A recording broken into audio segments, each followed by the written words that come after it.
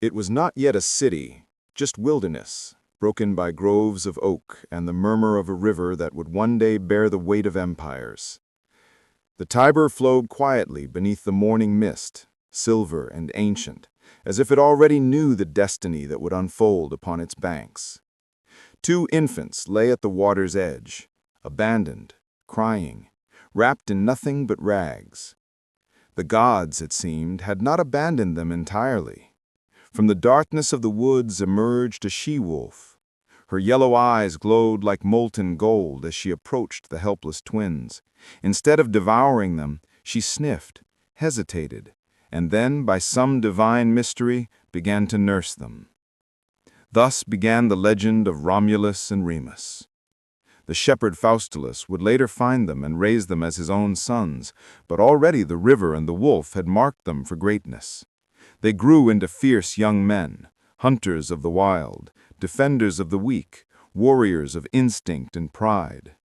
One day, standing on the banks of the Tiber, Romulus turned to his brother and said, "Let us build a city here, brother, a city that will rule the world." Remus laughed. "And who will rule this city of yours, me or you?" The quarrel that began as jest became deadly serious. Both claimed divine favor. Both saw omens in the flight of birds. Pride, not destiny, drove them to bloodshed.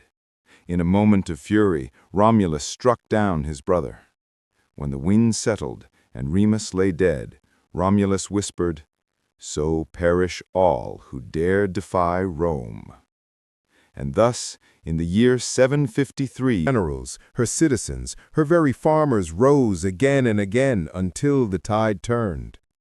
At Zama, the Roman general Scipio Africanus crushed Hannibal and broke Carthage forever. Rome now ruled the seas.